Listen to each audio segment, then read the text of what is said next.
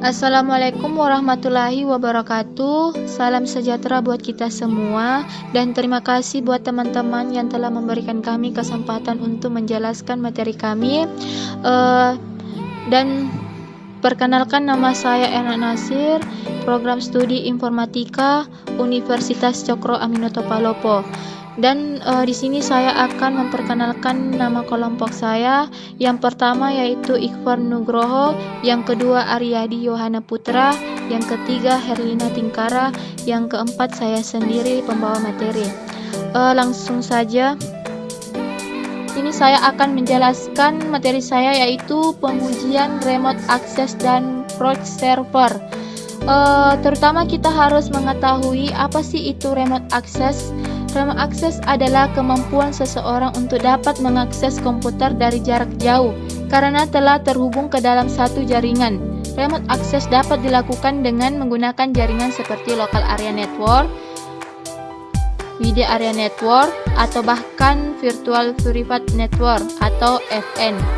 Melalui jaringan di atas, secara tidak langsung kamu dapat mengakses sistem dari jarak jauh. Sistem ini tentu sangat berguna bagi karyawan yang bekerja di kantor atau bahkan bekerja dari rumah. Adapun jenis-jenis remote access, yang pertama yaitu mode desktop atau GUI.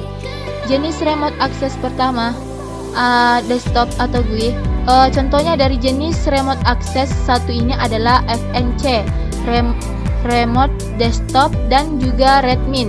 Semua contoh ini tentunya memiliki fungsinya sendiri-sendiri. Yang kedua yaitu mode text. Untuk jenis remote access yang kedua, adapun contoh dari remote text ini adalah SSH, Telnet, Ryogen, RAW, dan juga serial. Memiliki fungsi yang sama dengan jenis remote access yang pertama. Bedanya hanya terlihat dari spesifikasi saja. Kemudian fungsi dari remote access yang pertama yaitu mengendalikan komputer lain. Di mana kegunaannya atau fungsi yang pertama dari remote access adalah sebagai alat untuk mengendalikan komputer lain dari lokasi yang berbeda. Yang kedua itu menghidupkan ulang komputer. Dengan mengendalikan teknologi jaringan, adanya remote access mampu menghidupkan ataupun restart ulang komputer meskipun dari jarak yang jauh. Yang ketiga, modifikasi setting register komputer lain.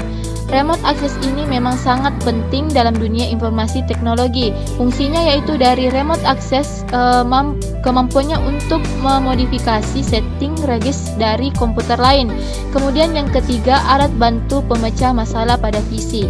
Selanjutnya, fungsi lain dari remote access yang sangat memudahkan aktivitas adalah bisa membantu pengguna lain dalam memecahkan masalah dari pengguna. Yang terakhir, sharing resource. Sharing resource atau berbagi jaringan dalam komputasi juga menjadi salah satu fungsi dari adanya remote access ini. Dengan adanya sharing resource akan semakin memberikan sistem keamanan dan juga administrasi jaringan yang lebih baik lagi ke depannya. Adapun metode yang dipakai remote access dalam beroperasi yaitu aplikasi khusus, di mana satu proses aplikasinya digunakan untuk mengguna remote yang dilengkapi versi khusus dan didesain untuk penggunaan dial-in. Kemudian remote control untuk mengendalikan PC dalam jaringan suatu perusahaan. Yang ketiga, server remote control. Ini merupakan sebuah board yang meliputi banyak sekali CPU untuk mendukung multi antar muka serial dan bank modem. Yang keempat yaitu remote node. Ini beroperasi dalam memberikan simulasi sambungan secara langsung atau node pada sebuah jaringan lokal. Yang terakhir, mendekati integrasi. Merupakan gabungan dari berbagai metode di atas. Pada user bisa menggunakan satu ponsel dan akses file, aplikasi ataupun yang dibutuhkan tanpa diskoneksi. Kemudian cara kerja remote access.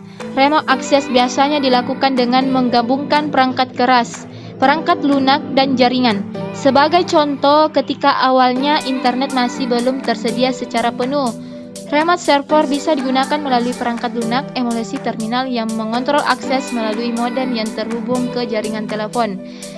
Namun, saat ini remote access umumnya sudah menggunakan perangkat lunak yang aman seperti FN, yaitu dengan menghubungkan host melalui interface Wi-Fi atau interface jaringan kabel, atau dengan menghubungkan langsung melalui jaringan internet. Adapun manfaat menggunakan remote access yang pertama yaitu memudahkan staf IT untuk mengontrol server jaringan, memodifikasi dan mengkonfigurasi ulang server dari jarak jauh selama terkoneksi dengan jaringan. Yang kedua, meningkatkan efisiensi pekerjaan karena setiap sistem baru dalam jaringan dapat diakses secara remote dengan cepat. Yang terakhir yaitu mengoptimasi waktu pekerjaan. Kemudian adapun kelebihan menggunakan remote access. Yang pertama, pemeliharaan atau maintenance komputer dari jarak jauh. Kemudian mengawasi penggunaan komputer lain dari jarak jauh. Kemudian sharing resource dari jarak jauh. Kemudian mengendalikan komputer lain dari lokasi yang remote. Membantu menggunakan lain memecahkan masalah divisinya dari jarak jauh. Mengawasi penggunaan program berjalan atau internet dari jarak jauh. Kemudian kamu tidak perlu pergi ke kantor pusat jika ingin mengakses file dari komputer di sana. Kemudian yaitu mematikan komputer dari jarak jauh. Kemudian memodifikasi setting register komputer lain dari jarak jauh. Dan terakhir menghidupkan ulang komputer atau restart dari jarak jauh. Adapun kelemahan menggunakan remote access. Yang pertama, kemungkinan terjadinya sniffing relatif besar. Yang kedua, teknik remote access sering mengalami delay, bahkan terjadi kegagalan yang disebabkan kualitas koneksi jaringan. Yang terakhir, karena adanya kelemahan sistem server dari sisi aplikasi dan terbukanya for remote access server dan menyebabkan intruder dengan mudah memasuki sistem. Adapun aplikasi yang dapat melakukan aksi remote access, yang pertama yaitu Telnet, yang kedua yaitu Remote Access Command Protocol, yang ketiga yaitu SSH, yang keempat yaitu FNC, yang terakhir yaitu RDP. Adapun Telnet merupakan protokol standar dengan STD nomor 8 dijelaskan pada RPC 854 sampai dengan Telnet Protocol Specification dan RPC 855 sampai dengan Telnet Option Specification. Telnet memberikan interface pada suatu program di salah satu host Telnet client untuk mengakses sumber daya yang berada pada host yang lain atau Telnet server, sehingga klien akan merasakan melakukan kegiatan seperti pada host sendiri. Terlihat seperti pada gambar di bawah ini. Selanjutnya melakukan login jarak jauh dengan Telnet. Sebagai contoh, seorang pengguna menggunakan sebuah workstation pada LAN melakukan akses ke suatu host yang juga terhubung pada LAN sehingga merasa seperti menggunakan terminal pada host. Kebanyakan Telnet tidak memberikan fasilitas grafik interface. Kemudian Remote Action Command Protocol. Remote Action Command Daemon atau RACD adalah merupakan server yang memperbolehkan memperjalankan suatu perintah yang dikirimkan oleh suatu host melalui jaringan TCP/IP. Klien menggunakan aplikasi RH atau menggunakan Remote Shell Protocol RSH untuk mentransfer suatu kegiatan dari host satu ke host yang lainnya. Kemudian RACD merupakan server atau daemon di mana tugasnya mengenai perintah dari host lainnya, kemudian meneruskan perintah tersebut ke virtual machine untuk dilakukan action perintah. Daemon memberikan login secara otomatis apabila nama user dan password setelah dimasukkan. Kemudian source shell. Pada dunia komputer, Source Shell atau SSH adalah protokol standar yang membentuk jalur yang aman pada komunikasi antar komputer. SSH menggunakan teknik enkripsi public key pada sistem autentikasi pengguna untuk mengakses komputer yang lain. SSH memberikan sistem ekskripsi pada jalur yang digunakan sehingga memberikan tingkat keamanan data yang tinggi.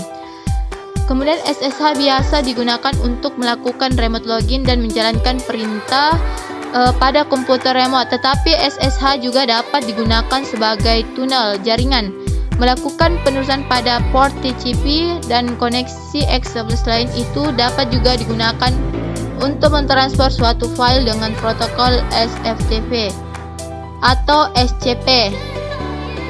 SSH server bekerja pada port 22.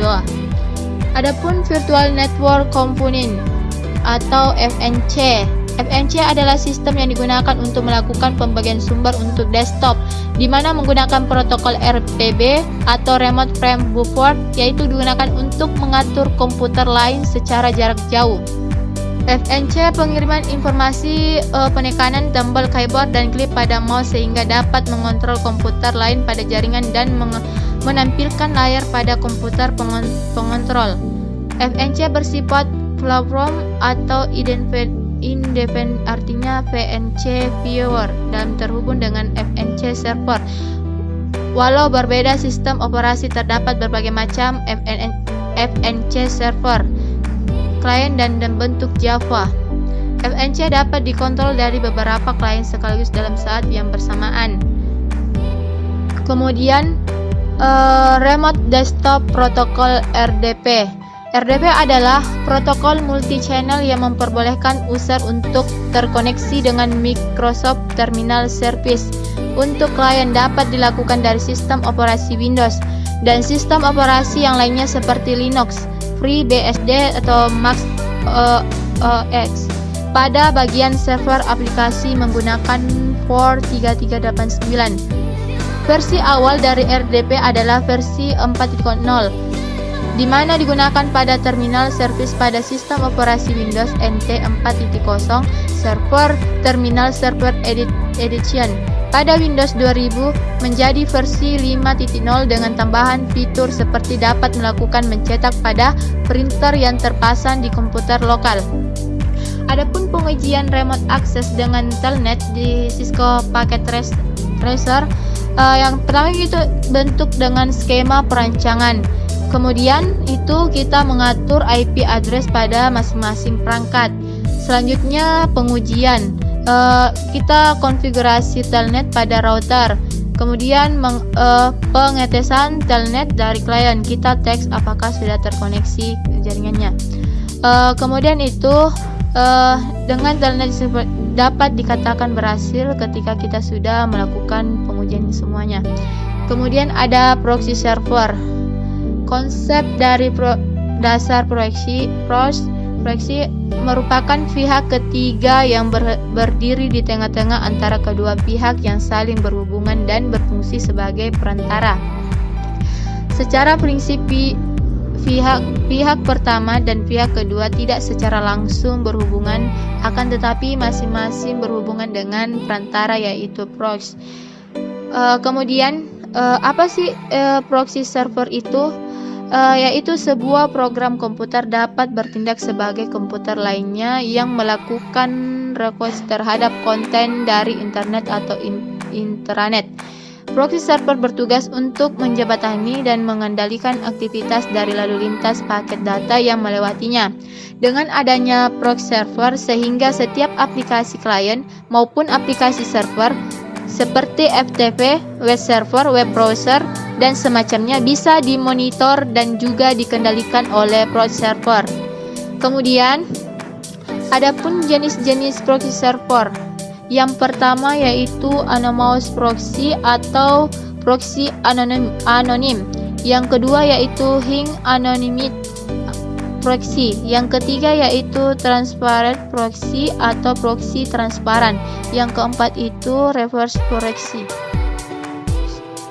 Adapun manfaat menggunakan proxy. Yang pertama yaitu mengontrol penggunaan internet. Dengan menggunakan proxy, pada orang tua akan lebih mudah mengontrol anaknya ketika sedang menggunakan internet biasanya. Pada perusahaan-perusahaan juga menggunakan proxy agar para karyawan tidak membuka situs web yang dapat mengganggu produktivitas karyawan. Yang kedua yaitu private yang terjaga. Perusahaan yang menggunakan proxy untuk browsing internet sebenarnya memiliki privasi yang lebih terjaga, karena beberapa proxy akan mengubah alamat IP dan data informasi pribadi lainnya. Kemudian penyimpanan dan kecepatan. Manfaat lainnya dari proxy ialah proxy bisa melakukan chat sehingga saat ada meminta data dari web yang pernah ada kunjungi sebelumnya, sehingga mereka hanya mengambil dari simpanan mereka saja. Hal ini akan membuat akses internet menjadi lebih cepat. Kemudian selanjutnya fungsi proxy server. Yang pertama yaitu connection sharing, yaitu berfungsi sebagai gateway yang menjadi batas antara jaringan lokal dan jaringan luar. Kemudian filtering, berfungsi sebagai firewall atau dinding api pakai filtering yang digunakan untuk melindungi jaringan lokal terhadap menggunakan atau jaringan dari jaringan luar. Selanjutnya yang terakhir yaitu caching. Pada proxy server memiliki mekanisme penyimpanan objek-objek yang sudah diminta dan server-server di internet. Kemudian selanjutnya yaitu kelebihan dan kekurangan. Adapun kelebihannya yaitu suatu jaringan keamanannya terjaga karena proxy sebagai pembatas antara jaringan lokal dan jaringan luar atau internet. Kemudian situs atau website yang telah diakses sebelumnya dapat dibuka kembali dan menjadi lebih cepat karena akses tidak membutuhkan ke jaringan internet luar, melainkan sudah ada pada direktori Chessbreaks. Kemudian yang terakhir yaitu adanya fasilitas filtering atau penyaring, baik filter untuk pengguna, konten atau isi dan waktu akses. Dan kemudian adapun kekurangannya yang pertama yaitu jika suatu website belum pernah dibuka sebelumnya, maka akses terhadap website tersebut akan lebih lambat.